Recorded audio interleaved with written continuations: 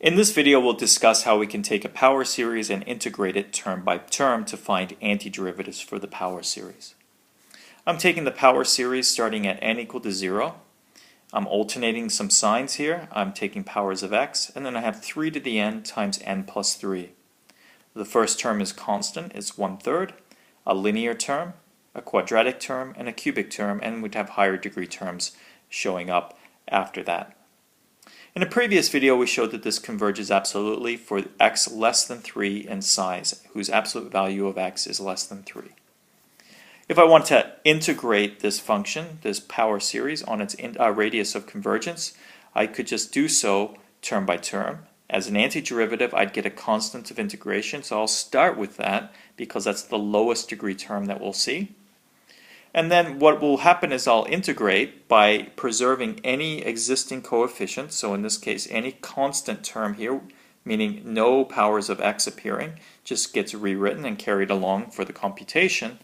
And then the power rule for integration says that I should go up a degree and divide by that new degree. So I'll have x to the n plus 1 and I'll divide by n plus 1. We can write out a few of these terms, and it's the same as just taking the terms that I've written above and integrating them one by one, just as you would do in a calculus course. So if I'm integrating this constant term 1/3, I'll have 1/3 x. If I integrate this x over 3 times 4, I'll have now x squared over 2, and whatever coefficient I had before is preserved. And similar for the higher degree terms. Constant of integration, I'm writing first. You could write it at the end, but I'm writing first because it's now the lowest degree term that we're seeing. This is degree 0.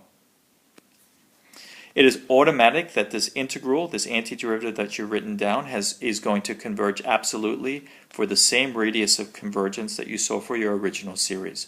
You don't need to check using the ratio test or any other method to determine where it converges. It's automatic. We could use this calculation, this series above, to find a definite integral now. So we could use the fundamental theorem. I've chosen to integrate it between 0 and 1. So all I have to do is take my antiderivative that I found above. I'm going to take the constant of integration to be 0 and just choose the series as it's written here. And I'm going to evaluate it between 0 and 1 and subtract the two quantities as the fundamental theorem tells me to do. So I'm going to plug in two numbers, 1 and 0, and subtract them. When I plug in 1, I'm just going to evaluate the expression here at x equal to 1, and I'll have 1 to the n plus 1. When I plug in 0, all these terms will be 0, and so this second term in the fundamental theorem will come out to be 0. There's no calculation required. So ultimately what we're saying is that this integral converges, or rather the series converges, and its value converges to the integral 0 to 1 of my original power series. I'm just taking 1 to the n plus 1, so I don't need to write anything there, and I see a series now, no longer a power series, but a single numeric series that converges to this integral. We can write out a few of the terms here. I've written out the first 4 terms of this series, starting with 1/3, and then these higher terms. These are just numbers now. And the series is converging to the value of the integral. It turns out to be, in this example, an alternating series. And we can use a finite number of terms here to estimate an alternating series with a predictable error.